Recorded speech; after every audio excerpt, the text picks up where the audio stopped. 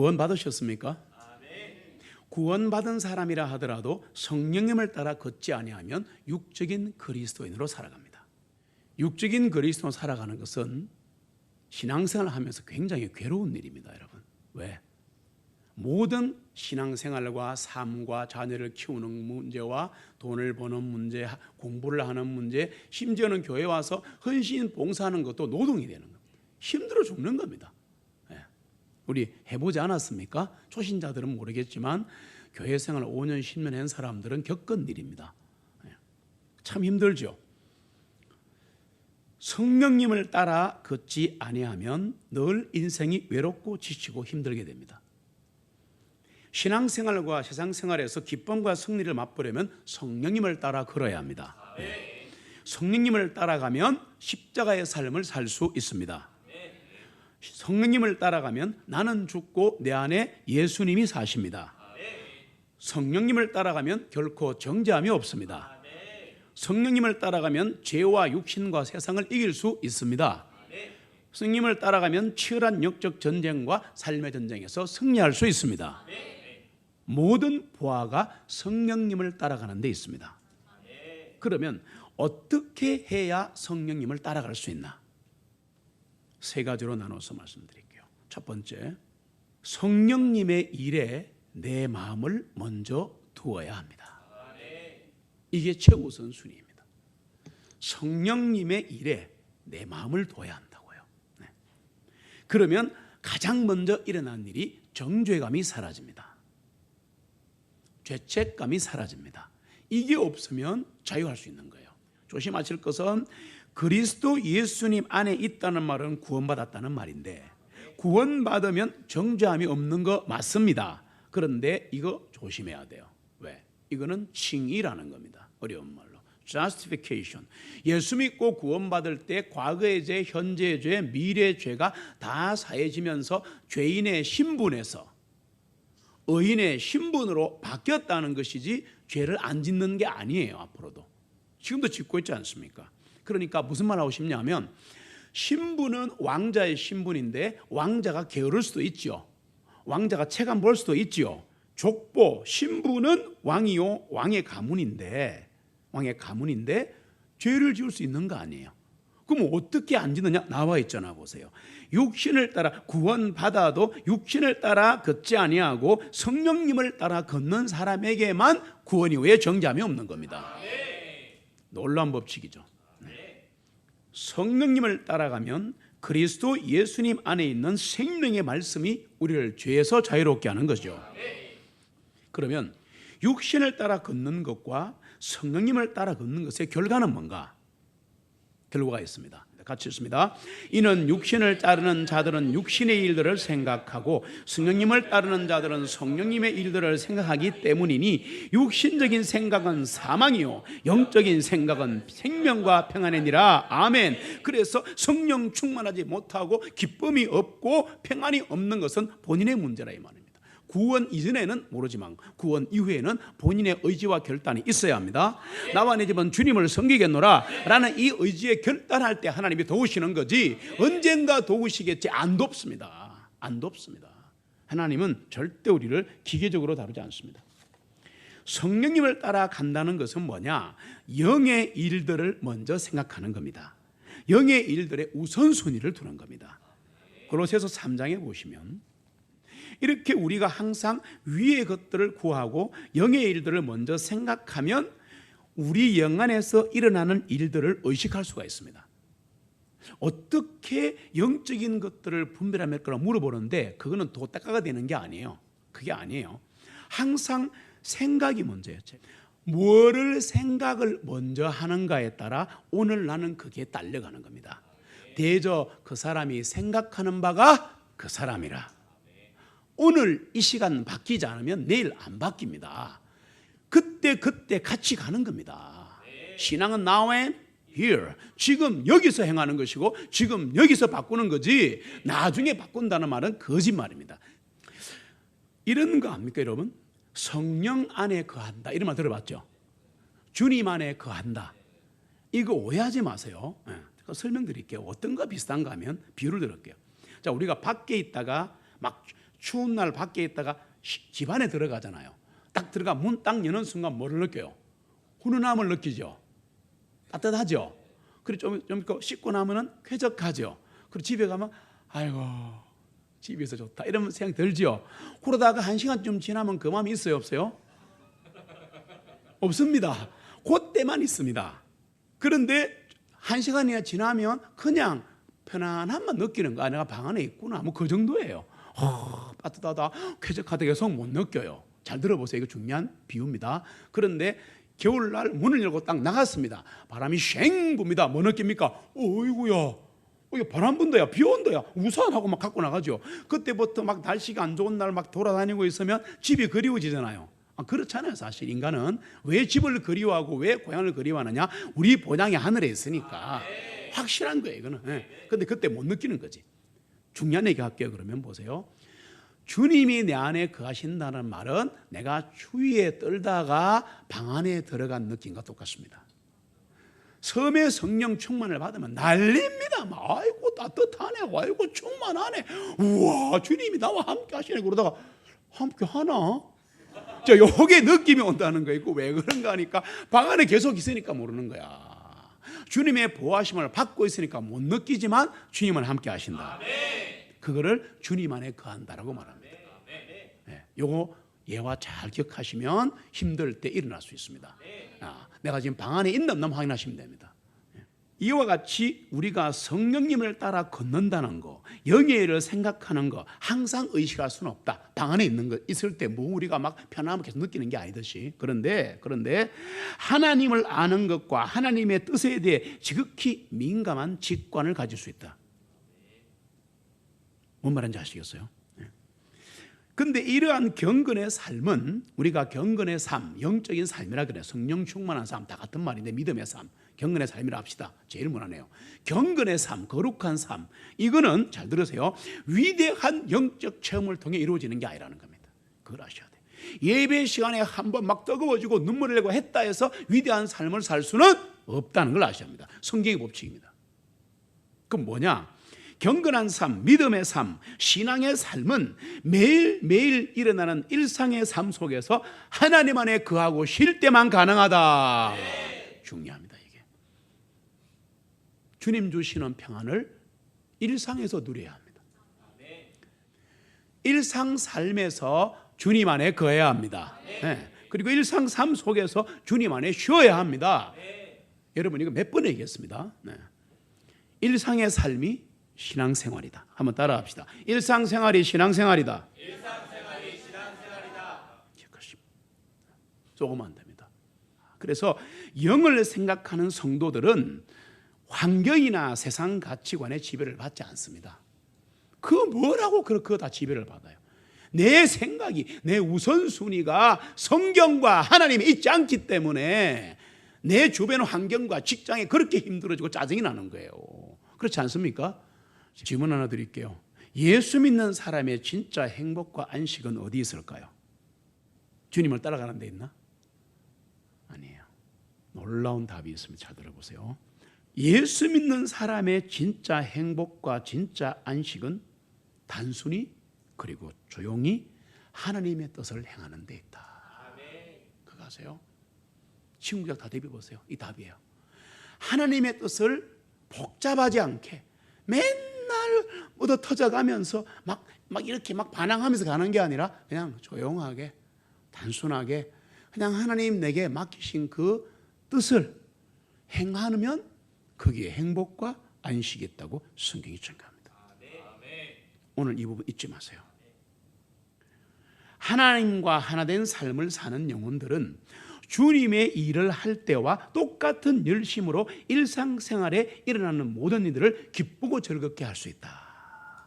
하나님과 하나가 되면, 주님과 하나가 되면, 성령과 하나가 되면, 성령님을 따라 걸으면, 주님과 동행하면 다 같은 말인 거라. 다 같은 말인 거라. 비슷한 말인 거라. 그렇게 하면, 그렇게 사는 사람은 주님의 일을 할 때나 일상생활에 일어나는 일을 할 때나 똑같은 기쁨과 열심으로 일할 수 있다. 우리 모두 성령님의 일에 먼저 우리의 마음을 두기를 바랍니다. 두 번째로 성령님을 따라가려면 어떻게 해야 되느냐? 마음만도가 되는 게 아닙니다.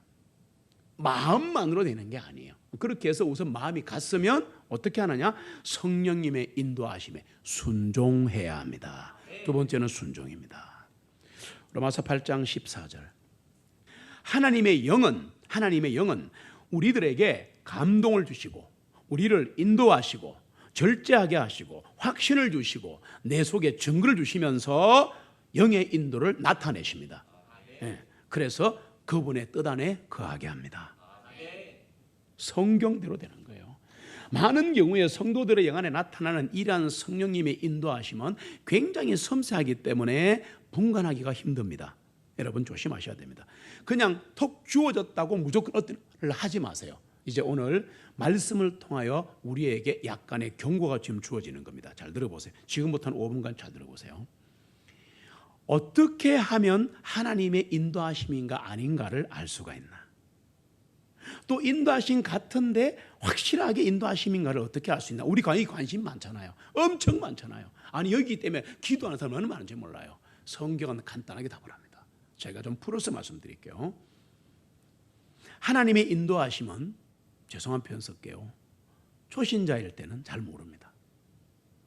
어쩔 수 없어요. 그래서 미리 신앙을 가진 신실한 그리스도인이나 목사의 도움이 필요합니다. 혼자 하려 그러지 마세요. 수영 혼자 치다가 빠져 죽어요.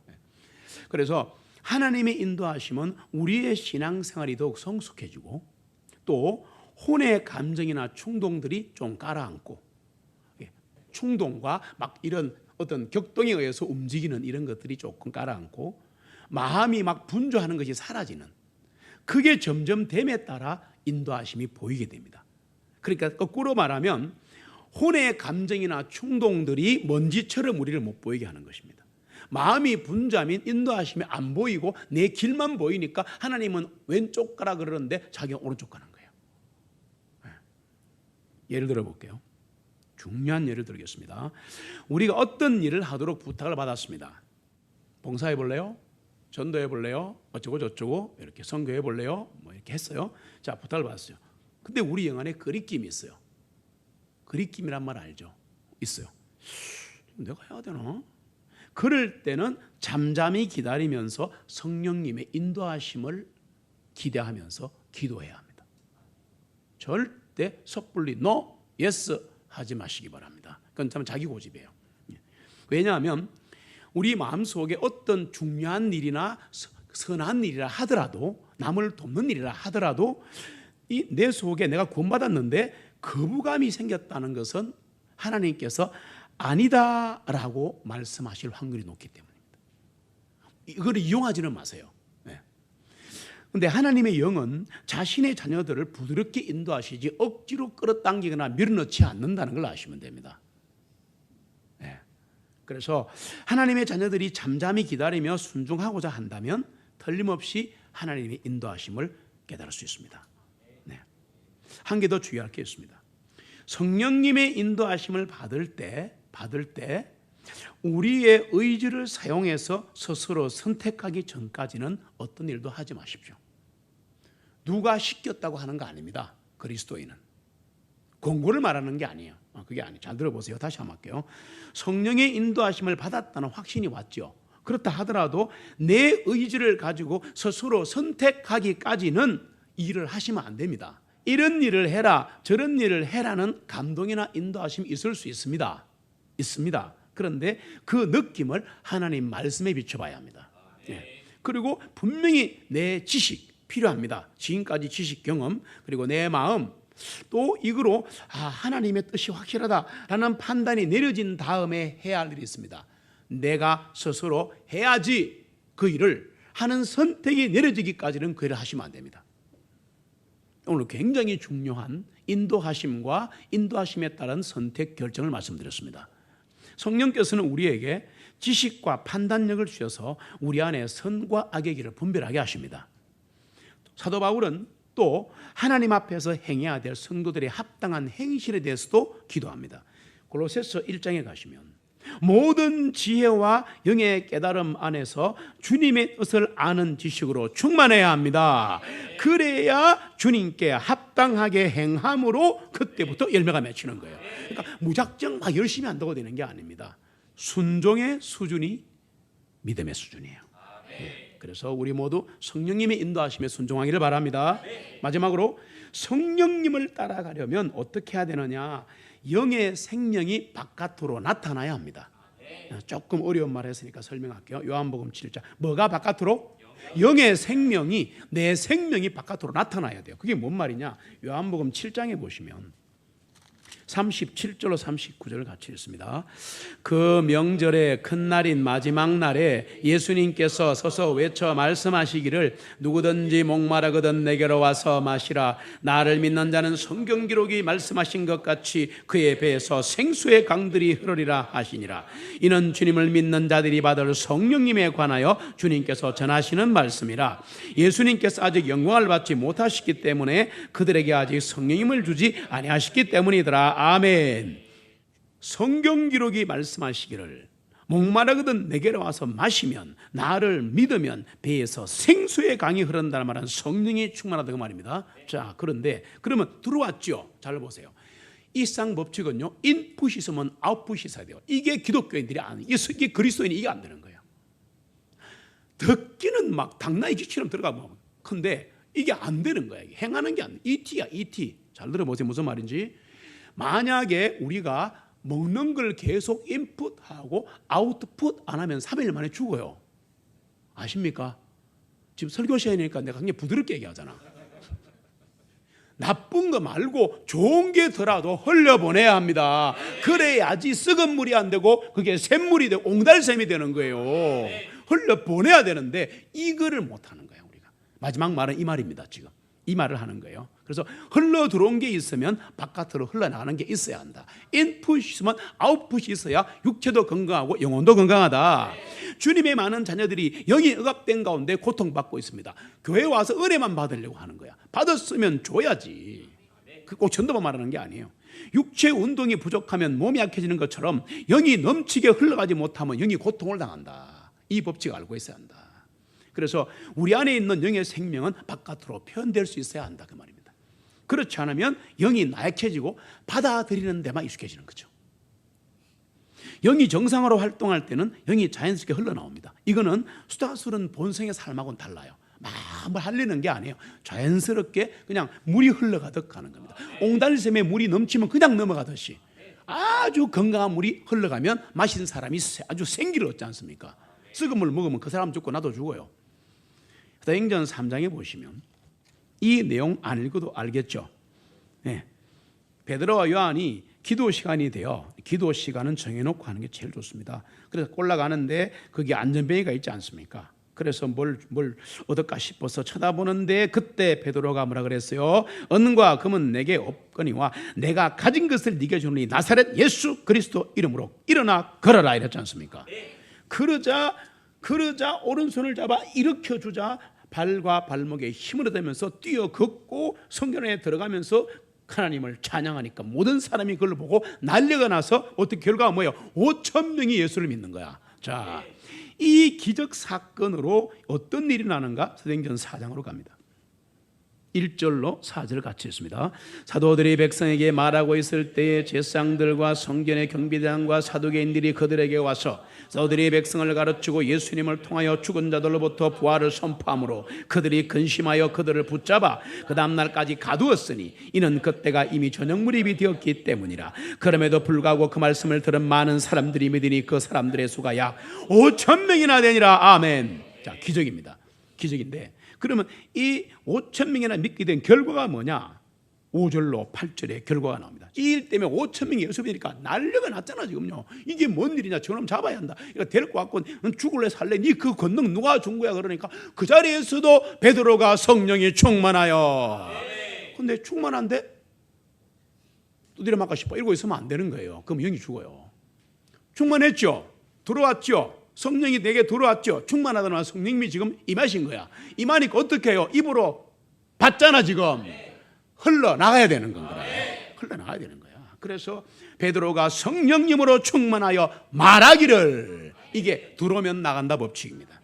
베드로가 성령님으로 충만하니까 말할 수밖에 없는 거야. 복음을 선포할 수밖에 없는 거야. 모임을 할 수밖에 없는 거야. 안 그래요?